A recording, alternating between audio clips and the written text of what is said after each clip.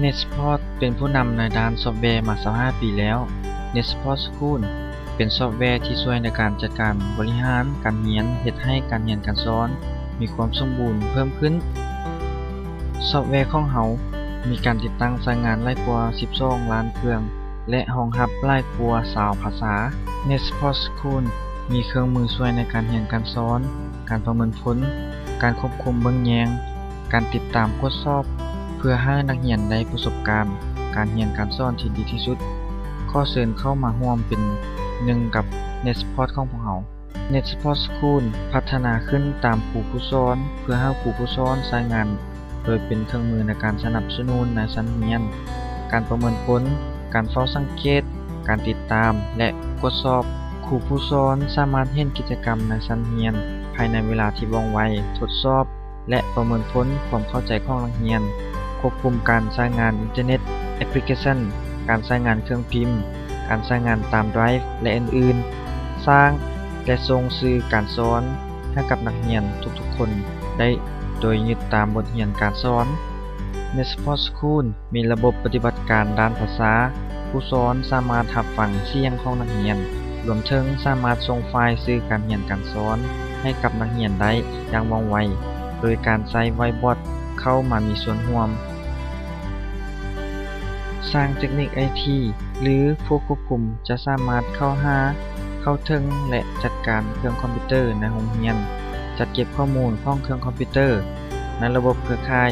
สามารถเห็นการใช้งานเครื่องคอมพิวเตอร์แบบเรียลไทม์ในเมื่อต้องการนอกจากนี้ยังสามารถให้ความช่วยเหลือให้กับนักเรียนผ่านระบบรีโมทได้ทันที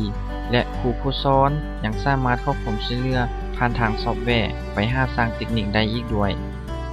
NetSupport School ยังสามารถให้นักเรียนมีส่วนร่วมในการเรียนการสอนโดยมีแทบเครื่องมือเฉพาะของตนเอง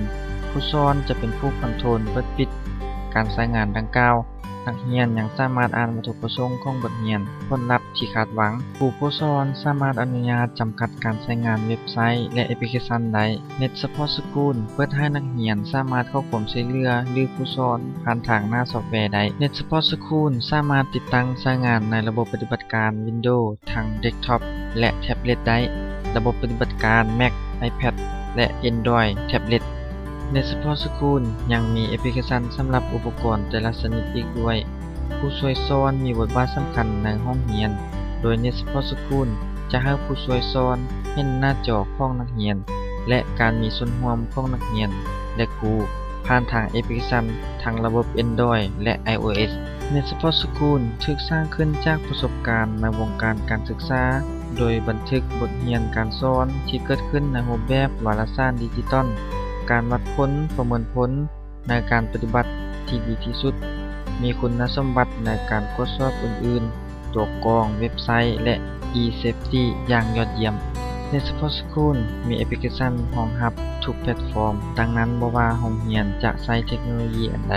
NetSupport มีระบบไว้รองรับเรียบร้อยแล้ว NetSupport School มีการพัฒนาในช่วง25ปีที่ผ่านมาโดยให้ทานเข้าถึงการบริหารจัดการโรงเรียนอย่างเต็มรูปแบบหากโรงเรียนมีการวางแผน IT ในเรื่องของการใช้งานเครื่องเดสก์ท็อปแท็บเล็ตหรืออุปกรณ์นำอุปกรณ์ของทานมาเอง NetSupport School ก็สามารถรองรับได้